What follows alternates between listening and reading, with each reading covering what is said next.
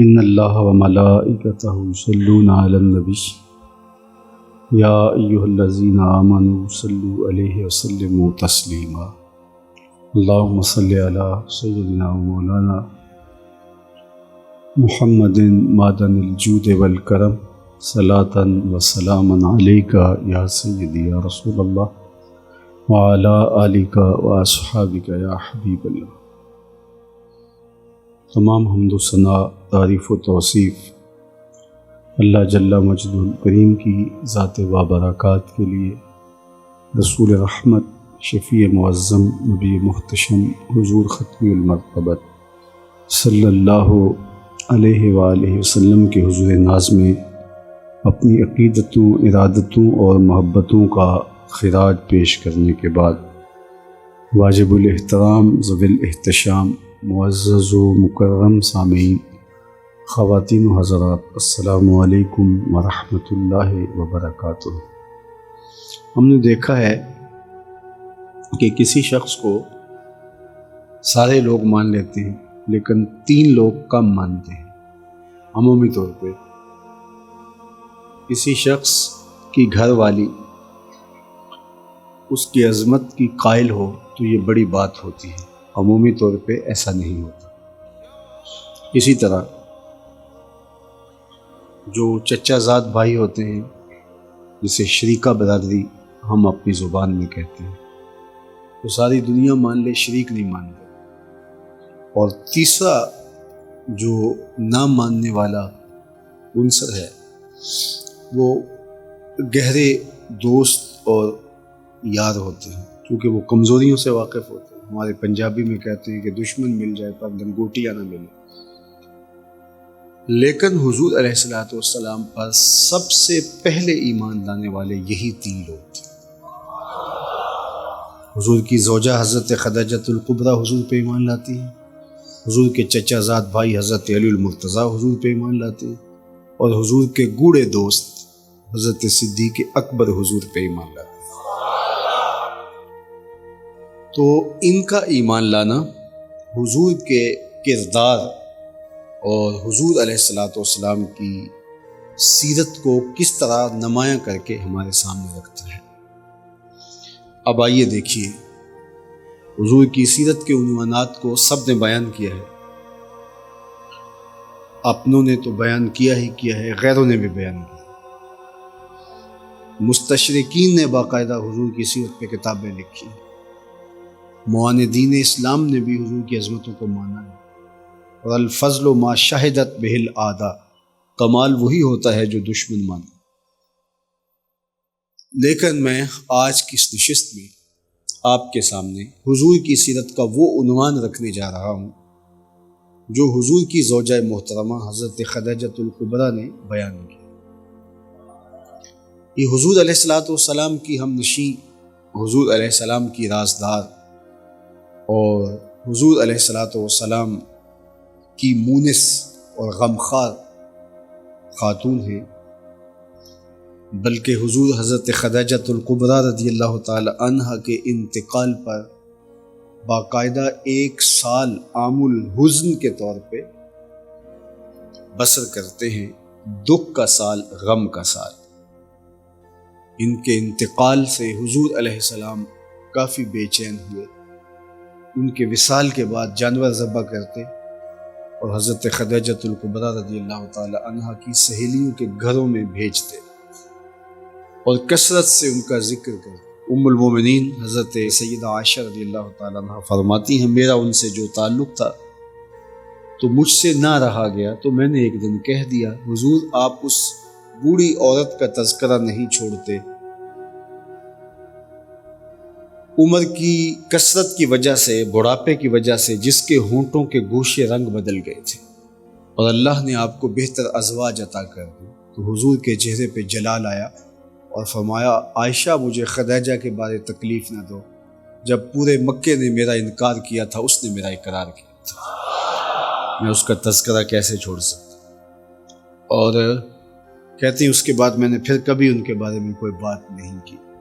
اب حضور پہ جب قرآن کا نزول ہوا تو حضور علیہ السلام نے ایک کیفیت کو محسوس کیا اور واپس جب گھر پلٹے تو حضور کا بدن سردی محسوس کر رہا تھا، تو ام المومنین سیدہ خدیجہ الکبریٰ سے حضور نے کہا زملونی یا خدیجہ مجھے چادر دو، مجھے سردی لگ رہی ہے۔ اور وہ جو کیفیت تھی وہ اپنی زوجہ محترمہ کے سامنے بیان فرمائی۔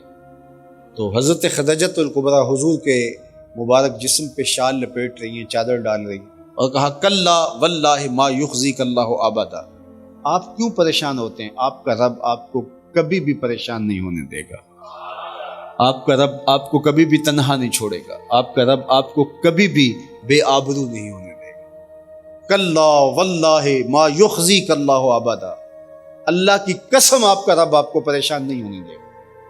یہ حضرت خدیجہ الکبریٰ ساتھ چادر اڑاتی جاتی ہیں حضور کو، اور ساتھ یہ تسلی آمیز کلمات بولتی ہیں، اور پھر کہا کہ آپ کا رب آپ کو بے آبرو کیوں نہیں ہونے دے گا، اس کی وجہ ہے۔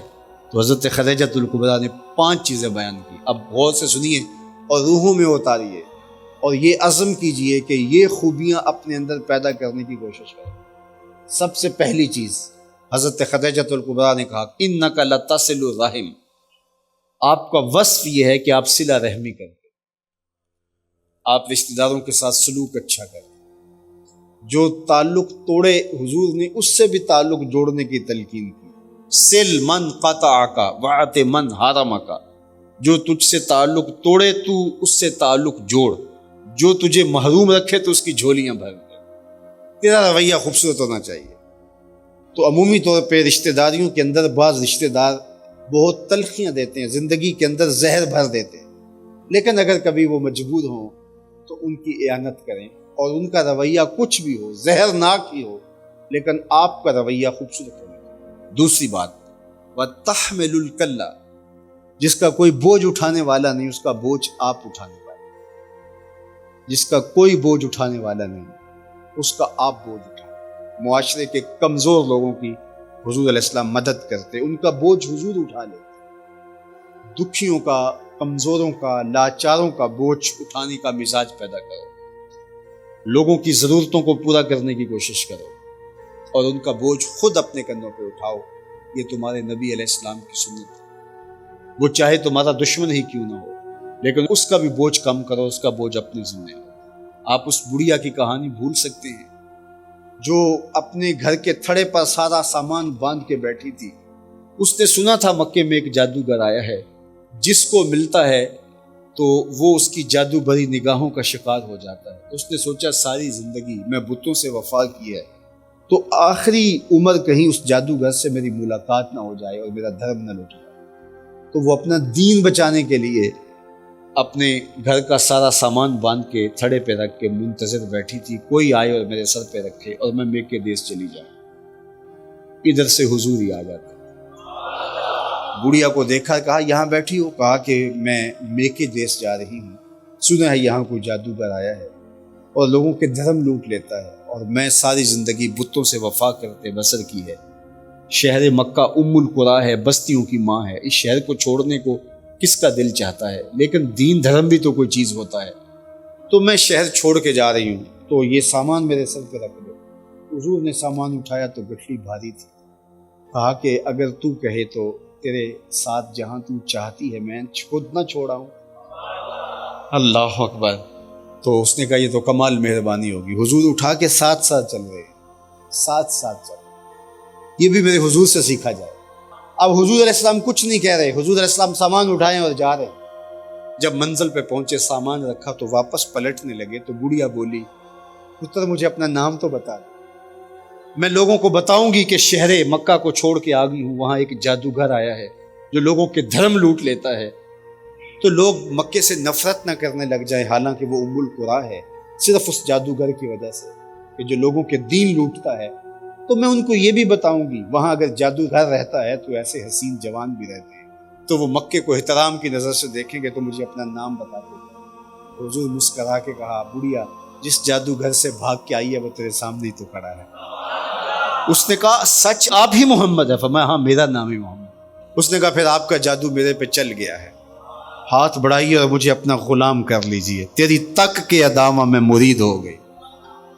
تو وَتَحْمِلُ الْكَلَّ، جن کا کوئی بوجھ اٹھانے والا نہیں تھا، میرے حضور اس کا بھی بوجھ اٹھاتے تھے، اس کی ضرورتوں کو بھی پورا کرتے تھے۔ یہ دوسرا وصف حضرت خدیجۃ الکبریٰ حضور کا بیان کر رہی ہے۔ تیسرا وصف وَتَقْسِبُ الْمَعْدُومَ، جس کا کوئی کمانے والا نہیں، اس کی کمائی آپ کرتے ہیں۔ جس کا کوئی کمانے والا نہیں، معذور ہے، اپاہج ہے، لاچار ہے، جن کا کوئی مددگار نہیں ہے، آپ ان کی مدد کرتے ہیں، ان کے کام آتے ہیں، آپ ان کے لیے کمائی کریں۔ یہ بات ذہن میں رکھیے، آپ ملازمت کریں، آپ تجارت کریں، آپ کاروبار کریں، آپ کھیتی باڑی کریں، آپ دہاڑی لگائیں، کوئی بھی کام کریں، تو کمائی کرتے ہوئے 3 نیتوں کا استحضار رہنا چاہیے۔ 3 نیتیں آپ کے ساتھ جڑی رہنی چاہیے، تو آپ کا کاروبار، آپ کا رزق کمانا بابرکت ہو۔ اگر چوتھی چیز جڑ گئی تو آپ کے کاروبار میں، آپ کے رزق میں پیچیدگی آنا شروع ہو۔ اب وہ 3 چیزیں کون سی؟ سب سے پہلی نیت آپ کے ساتھ یہ جڑی ہو، عموماً ہم سب کے ساتھ یہ نیت جڑی ہوتی ہے، اور وہ یہ کہ ہم اپنی ضروریات کو خود پورا کریں اور سوال کی ذلت سے بچیں۔ کھانا ہے، پینا ہے، لباس ہے، رہنے کے لیے مکان ہے، اور دیگر ضروریات زندگی ہیں، ان کو پورا کرنے کے لیے ہم کاروبار کرتے ہیں، رزق کماتے ہیں، ملازمت کرتے ہیں، کھیتی باڑی کرتے ہیں، تجارت کرتے ہیں۔ کیوں؟ اس لیے کہ ہم اپنی ضروریات کو خود پورا کریں۔ ان ضروریات کے بغیر تو ہم ہیں نہیں، تو اگر ہم کمائیں گے نہیں تو کسی کے محتاج ہوں گے، تو کسی سے سوال کرنے کی بجائے یا کسی کا محتاج ہونے کی بجائے ہم اپنی ضروریات کو خود پورا کریں اور سوال کی ذلت سے بچیں۔ پہلا مقصد ہمارا یہ ہونا چاہیے، اور یہ ہے۔ دوسرا مقصد جو ہمارے ساتھ، ہمارے خیال کے ساتھ جڑا ہو اور ہمارے ذہن میں ہو، مستحضر ہو ہمیں، وہ یہ کہ جو میرے زیر کفالت لوگ ہیں، وہ بچے ہیں، بیوی ہے، بوڑھے والدین ہیں، وہ چھوٹے بہن بھائی ہیں، یا جو لوگ بھی میرے زیر کفالت ہیں، ان کی ضروریات کو میں نے پورا کرنا، اور اس کے لیے میں یہ رزق کماؤں۔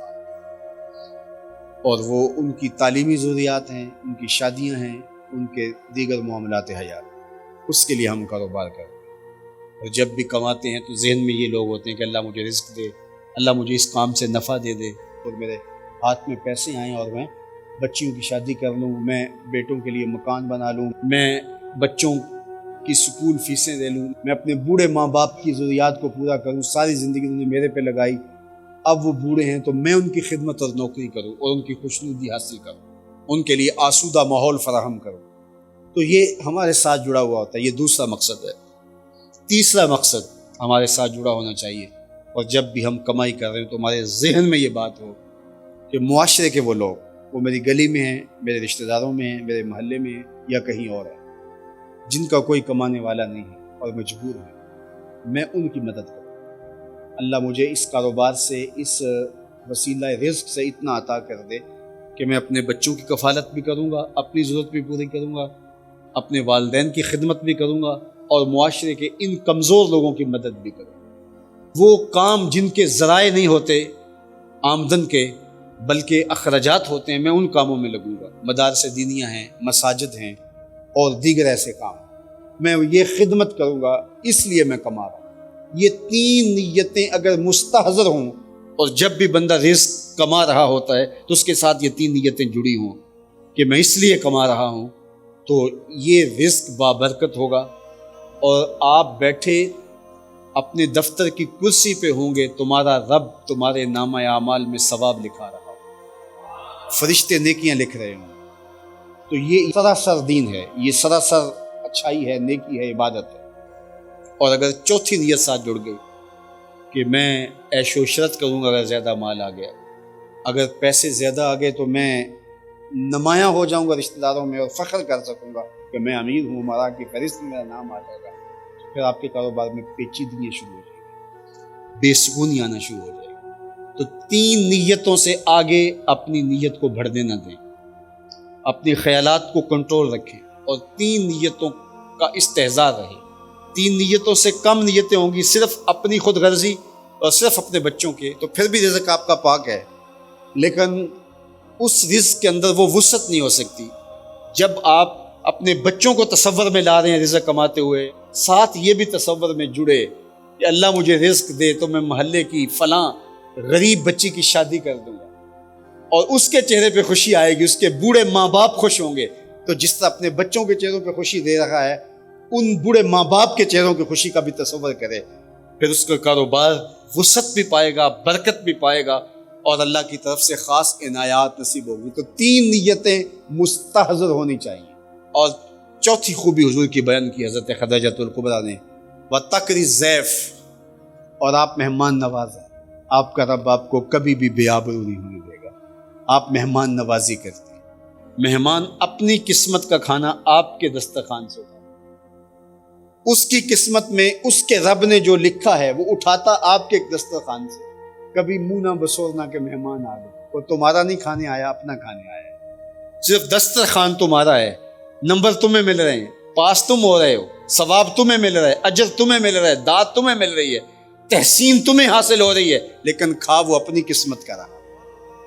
تو مہمان کو کھانا کھلاؤ، یہ خوش بخت لوگوں کا مقصود ہے۔ اور آخری بات حضرت خدیجہ الکبریٰ نے حضور کے بارے جو کہی، وَتَعِينُ عَلَىٰ نَوَائِبِ الْحَقِّ، اور راہ حق کے اندر جو لوگ مصیبتوں میں پھنستے ہیں آپ ان کی مدد کریں۔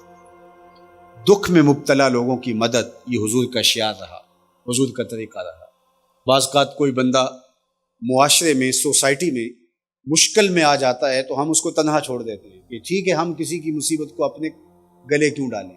نہیں، جب کوئی شخص مصیبت میں پھنس جائے تو اس کی مدد کرو، مظلوم کی مدد کرو، بلکہ میرے حضور نے فرمایا ظالم کی مدد بھی کرو، مظلوم کی مدد بھی کرو۔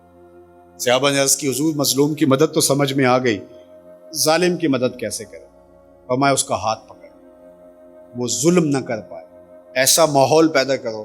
گناہ سے نفرت کا مزاج جب معاشرے میں پیدا ہو جائے تو پھر گناہ کرتے ہوئے لوگ جھجکتے ہیں۔ جب گناہ پر داد دی جائے، گناہ پر تحسین کی جائے تو پھر گناہ پر لوگ دلیر ہوتے ہیں۔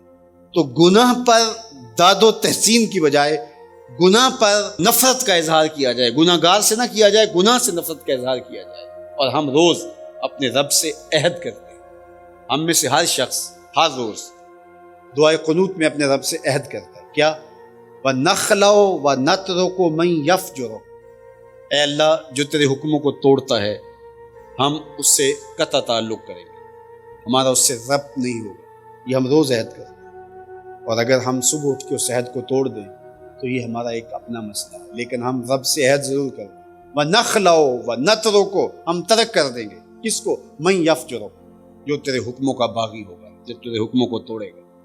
تو ہم جب برے شخص کی برائی کی وجہ سے اس سے پیچھے ہٹیں گے اور نیک شخص کی نیکی کی وجہ سے اس سے قریب ہوں گے تو نیکی کا ماحول پھیلے گا، لوگ اچھائی کی طرف آئیں گے اور اچھائی پرموٹ ہوگی۔ لیکن ہم جب برائی پر کسی بھی رد عمل کا اظہار نہیں کریں گے، ہم یہ کہیں گے کہ اپنے گھر کو چھاج بجائے یا چھلنی ہمیں کیا لگے، تو پھر برائی بڑھتی چلی جائے گی۔ اس لیے نیکی کے فروغ کے لیے کوشش کرو، وَتَعِينُ عَلَىٰ نَوَائِبِ الْحَقِّ، اور راہ حق پر چلنے والوں کی مدد کرو، ان کا ساتھ دو، ان کے دست و بازو بنو۔ جو بھی لوگ اچھائی کا کام کر رہے ہیں، وہ دینی راستے پہ ہیں یا وہ اور کسی سماجی کام میں انسانیت کی خدمت کر رہے ہیں، ان کے دست و بازو بنو۔ آج ہم جو ہے وہ اچھے لوگوں کے دست و بازو بننے کی بجائے ان کے نقاد بنتے ہیں۔ نقاد نہ بنو، اچھے لوگوں کے دست و بازو بنو، ان کی معاونت کرو، ان کی مدد کرو، ان کی نصرت کے لیے کھڑے ہو جاؤ۔ یہ میرے اور آپ کے آقا و مولا کا طریقہ ہے۔ تو فرمایا کہ یہ 5 چیزیں ہیں آپ میں، تو آپ کا رب آپ کو کبھی بھی بے آبرو نہیں ہونے دے گا۔ تو وہ سمجھ لیجئے، جس شخص کے اندر یہ 5 وصف پیدا ہو گئے، اس کا رب اس کی عزت بحال رکھے گا، اس کو کبھی بھی ذلیل نہیں ہوگا۔ اور وہ 5 وصف پھر سن لیجئے اور اپنے اندر اتارنے کی کوشش کیجئے۔ پہلا وصف انک لتصل الرحم، صلہ رحمی۔ دوسرا وصف وتحمل الکل، لوگوں کا بوجھ اٹھانا۔ تیسرا کام وتکسب المعدوم، جس کا کوئی کمانے والا نہیں اس کی مدد کرنا، اس کے لیے کمائی کرنا۔ اور چوتھی چیز وتقری الضیف، اور مہمان نوازی کرنا۔ اور 5واں وصف وتعین علی نوائب الحق، حضور کی مبارک سیرت کا صدقہ اللہ ان اوصاف کا عکس ہماری طبیعت میں ڈال دے اور یہ اوصاف ہمارے اندر اتار دے، ہم حضور کے سچے غلام بن جائیں، حضور علیہ الصلوۃ والسلام کی یہ واضح صفات جو بغیر کسی تردد کے، بغیر کسی تعمل کے فی الفور حضرت خدیجہ الکبریٰ نے بیان کی، اللہ اس کا عکس حضور کی امت کے ہر فرد کو بنائے۔ وآخر دعوانا ان